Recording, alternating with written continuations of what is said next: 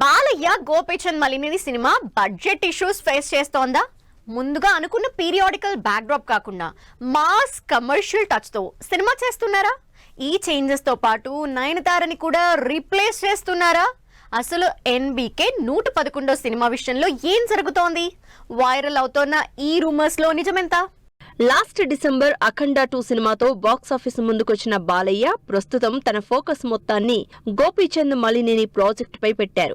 వీరసింహారెడ్డి తర్వాత ఈ ఇద్దరి కాంబినేషన్ లో వస్తోన్న ఈ హిస్టారికల్ బ్యాక్ డ్రాప్ మూవీకి సంబంధించి మేకర్స్ నుంచి వచ్చిన అనౌన్స్మెంట్ నందమూరి అభిమానుల్లో హై ఎక్స్పెక్టేషన్స్ పెంచింది.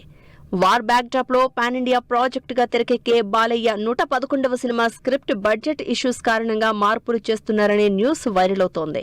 ఎన్బీకే 111 ప్రాజెక్ట్ ని హిస్టారికల్ బ్యాక్ డ్రాప్ లో కాకుండా మాస్ కమర్షియల్ సబ్జెక్ట్ గా తెరకెక్కించేందుకు మేకర్స్ నిర్ణయం తీసుకున్నట్లు తెలుస్తోంది. దీనికి కారణం భారీ బడ్జెట్ తో వచ్చిన అఖండ 2 సినిమా కలెక్షన్స్ ఎక్స్పెక్టేషన్స్ కి తగ్గ రేంజ్ లో లేవనే వార్తలు వినిపిస్తున్నాయి. అందుకనే రిస్క్ ఎందుకని డిసైడ్ అయిన నిర్మాతలు ముందుగా అనుకున్న పీరియాడిక్ స్టోరీ నుంచి కమర్షియల్ సినిమాగా మార్చే ఆలోచనలో ఉన్నట్లు తెలుస్తోంది.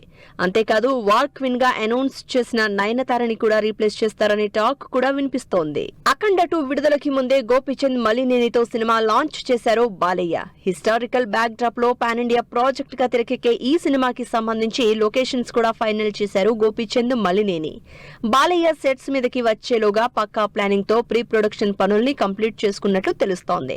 సంక్రాంతి తర్వాత ఈ సినిమా రెగ్యులర్ షూటింగ్ మొదలయ్యే ఛాన్స్ ఉందని అనుకుంటున్న టైంలో బడ్జెట్ ఇష్యూస్ కారణంగా సినిమా స్టోరీ హీరోయిన్ ని మార్చేస్తున్నారు అనే న్యూస్ తో వర్రీ అవుతున్నారు బాలయ్య అభిమానులు. మరి ఈ రూమర్స్ పై మేకర్స్ ఎలాంటి క్లారిటీ ఇస్తారో వెయిట్ అండ్ సీ.